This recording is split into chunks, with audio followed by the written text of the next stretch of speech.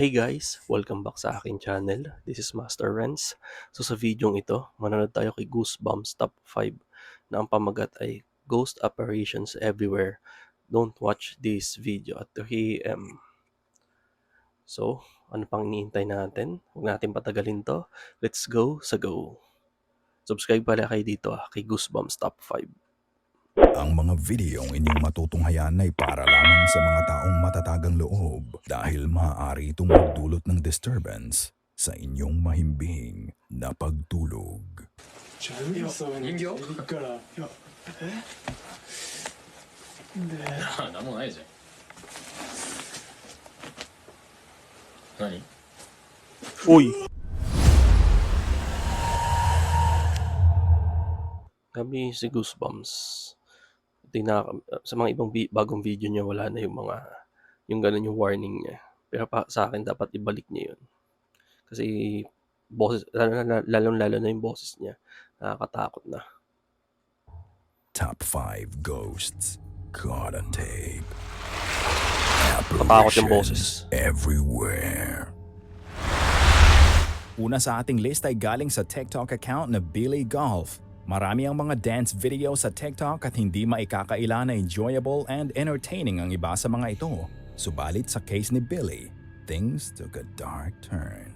Panooring mabuti. Delikado, mamahulog ka. Nakita niyo ba yon? Hindi. Matapos Saan? umakyat si Billy sa kanyang kitchen Nasaan? countertop at nag-bust ng sick moves, makikita na may isang dark Ayun transparent nga, oh. apparition na lumitaw sa pinto. Ang apparition ay obviously humanoid at mabilis din itong naglakad paalis sa view. Ayon kay Billy, mag-isa lamang umano siya sa bahay. Kaya naman nakapagtataka na may ibang humanoid figure maliban sa kanya. Kapansin-pansin rin na hindi ito napansin ng TikToker. It made no sound. Parang isang silent stalker. Ano sa palagay niyo mga ka-Goosebumps? Either nagsisinungaling si Billy or hanid talaga ang kanyang bahay. Here's another apparition caught on camera. This time, ito ay pinost sa YouTube channel na Haunted Forest Monsters. Ayon sa uploader, ang footage ay galing sa isang CCTV mula sa pinagtatrabahuan ng kanyang ina. At ito umano ay isang potential ghost sighting.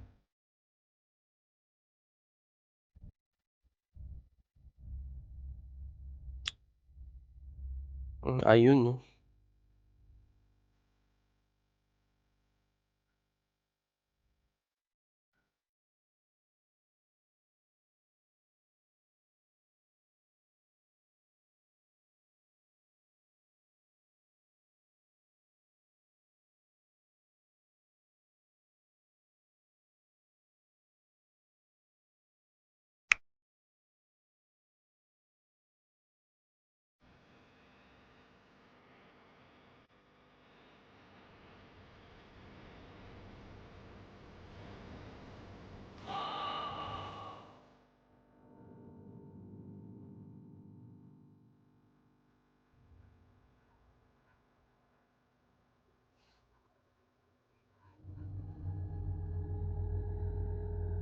Sa isang parking lot sa kalagitnaan ng gabi, isang white apparition ang malinaw na makikita na naglalakad in a straight line, from left to right.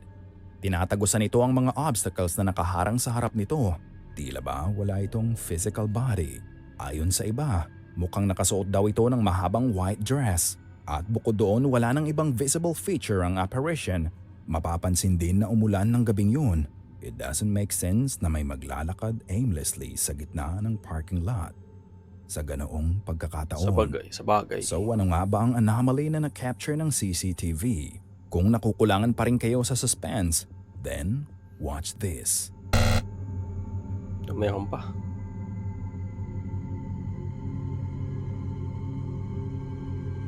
Ayun, no.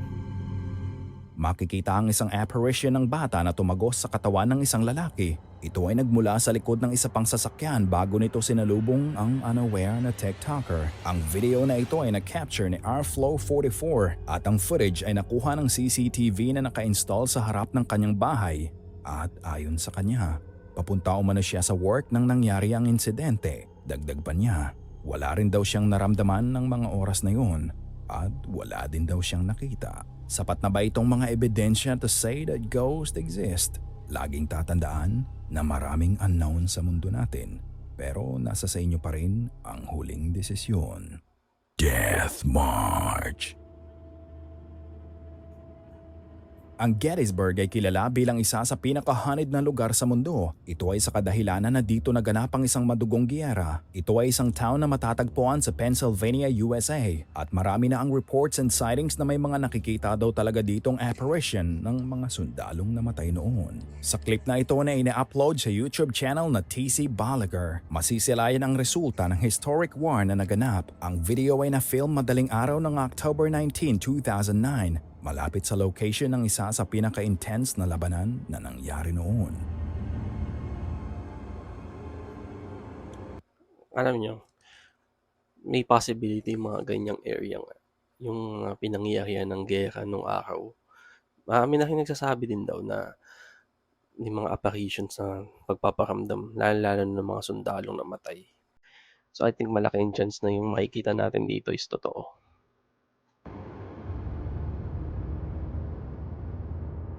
Ayun no.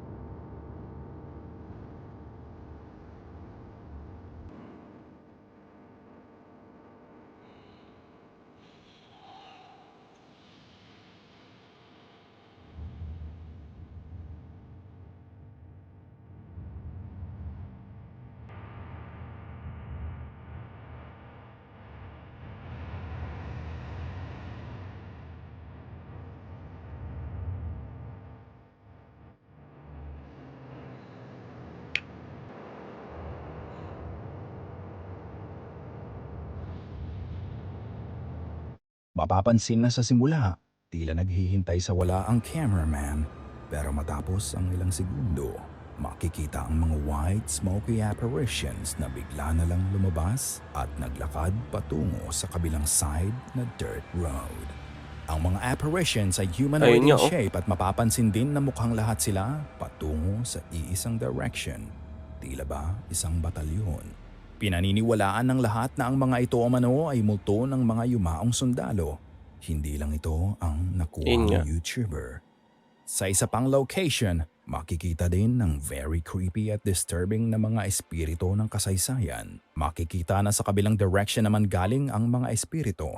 At sa simula din makikita na tila gumagapang ang iba sa kanila. Para bang ito ang huling memory ng sundalo bago ito namatay. What do you think? Is it real or is it fake? Malaki ang chance ng ganyan. Kaya nasabi ko kanina, malaki ang chance na yung mga namatay ng gera magpaparamdam doon sa lugar mismo na pinangyarihan ng gera. Panoorin ang buong video sa YouTube channel na TC Balaguer. Tiny Ghost. Ang susunod ay galing kay Rachel, isang TikToker. Last January ay pinost ni Rachel sa kanyang account na Rachel Mug na nag-cause ng pagkabahala sa kanyang viewers. Isang bizarre ghost sighting ang nakuha ng CCTV sa isang wedding venue one night. Watch. Na ayun no. Oh my god! Shit me up. Oh my god. I'm so scared. That's Baka na late lang ng wedding yan. Baka na a-attend sana ng wedding na late lang. Ayun no. oh my god. What is it? It actually looks like it's walking, doesn't it? Duwende. Isang maliit na entity ang makikitang tila hindi mapakali or mukhang excited sa mga nangyayari. Ito ay mukhang may mga paa pero hindi malinaw kung ano ang itsura ng upper body nito. Ito ay kulay white just like a ghost and at some point, parang ethereal ang katawan nito.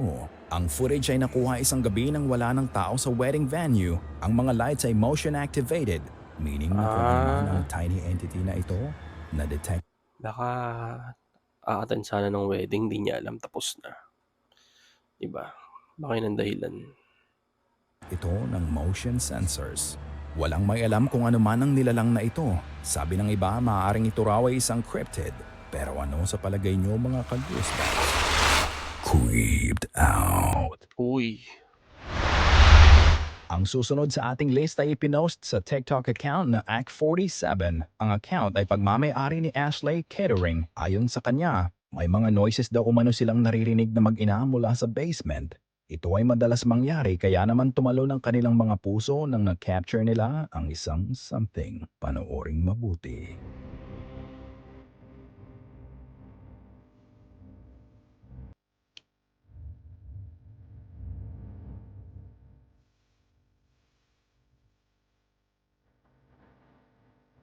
Makikita ang movement mula sa basement. Ito ay hindi masyadong malinaw at mahirap din ma-describe kung ano ang sanhi ng movement.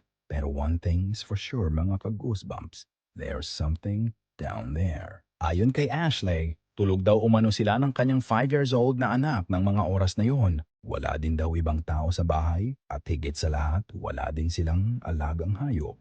Mapapansin din na tila may mga umiilaw na mata ang entity.